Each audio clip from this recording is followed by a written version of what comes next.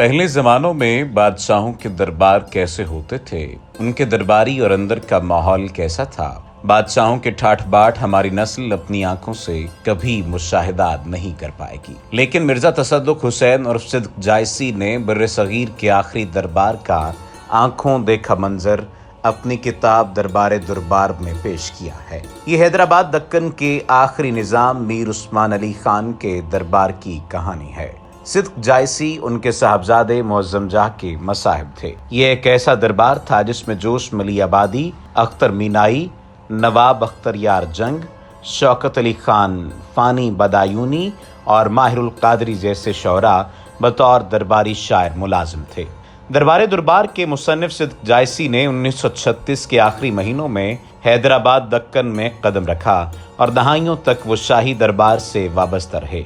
Daily Pakistan history पर हम इस सीरीज में सिद्क जायसी के अपने अल्फाज में नाजरीन को दरबारी माहौल से आगाह करेंगे। ये सीरीज एक आप बीती की शक्ल में गुज़श्ता से पैवस्ता तरस पर नाजरीन की खिदमत में पेश की जाएगी। पिछली किस्त में हमने दरबार के मुशायरे का जिक्र किया था। इस किस्त में भी हम सिद्क जायसी की दरबार में गुजरने वाली पहली रात के मुशायरे की दूसरी मजलिस और उसके बाद प्रिंस की नींद का जिक्र करेंगे। दरबार में एक रात का 1 बजा तो हुक्म हुआ कि कॉफी लाओ। फानी ने जेब से डिबिया निकाल कर पान खाया। ढमक जंग ने दूसरा सिगार सुलगाया। खूबसूरत खुद्दाम ने पहले प्रिंस के सामने प्याली रखी, फिर हम सब के सामने प्यालियां आईं। ऐसी बेशकीमत और हसीन प्यालियां थीं कि इनके रंगोरूप ही ने काफी इश्तिहा पैदा कर दी। जमी हुई शक्कर के तरसे हुए 2 खूबसूरत टुकड़े एक खादिम ने मेरी प्याली में डाले। दूध भी उन्हीं भैंसों का था जिनको बादाम और पिस्ते खिलाए जाते थे। कॉफी पीकर प्रिंस महल में तशरीफ ले गए। पानी कमर सीधी करने की गरज से पांव फैलाकर सूफे पर बैठ गए। मैं भी बेतकल्लुफी से बैठ गया। फानी कहने लगे, तुम भी कमर सीधी कर लो, आधे घंटे की ये मोहलत गनीमत है। इसके बाद दूसरी नशिस्त होगी जो 3 बजे शब को खत्म होगी। इस वक्फे से हर दरबारी ने अपनी अपनी जरूरत के मुताबिक फायदा उठाया। इस तिफले माह रुखसार ने, जिसने निरत के कमालात दिखाए थे, जेब से कंगा निकालकर जुल्फें संवारी। मैंने थकान दूर करने के लिए एक सिगरेट जलाया। 45 मिनट के बाद प्रिंस भी हाथ मुंह धोकर वापस आए। सब दरबारी उठकर आदाब बजा लाए। मुइज़ और बंदू की पुकार हुई। साज फिर बजने लगे और मुशायरे की दूसरी नशिस्त शुरू हुई। शहजादे के एक एक शेर पर दरबारी सर धुनते थे। तारीफ में हर शख्स एक दूसरे से बाजी ले जाने की कोशिश में मसरूफ था।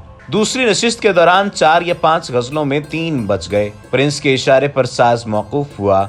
मुइज़ और बंदू चौकी से उतरकर अपनी अपनी जगह बैठे। हुक्म हुआ कि हमारी दवा लाओ। एक खादिम ने एक शीशी लाकर पेश की। शीशी से 2 गोलियां निकालकर प्रिंस ने खुद खाईं और 2 गोलियां नजम को इनायत हुईं। अब प्रिंस खड़े हो गए। इसके साथ ही सब दरबारी भी उठ खड़े हुए। हुक्म हुआ कि फानी, अब तुम जाकर आराम करो। सिद्ध को इनके घर पर छोड़ देना। बहुत खूब कहकर फानी आदाब बजा लाए। मैंने भी सलाम रुखसत किया। खुदा हाफिज कहकर प्रिंस ख्वाबगाह की तरफ चले गए। एजाजी मुसाहिबों ने जवाबन खुदा हाफिज कहा। मैंने और फानी ने एक एक सिगरेट जलाया। अमक जंग और ढमक जंग से रुखसती का मुसाफिया किया और दरबार हाल से बाहर निकले। हिल पोर्ट के सहन में जहां मैं नजम के साथ आकर उतरा था, उस वक्त 20 सरकारी मोटरें खड़ी थीं। ड्राइवर इन्हीं गाड़ियों में पड़े सो रहे थे। खुद्दाम ने ड्राइवरों को जगाया।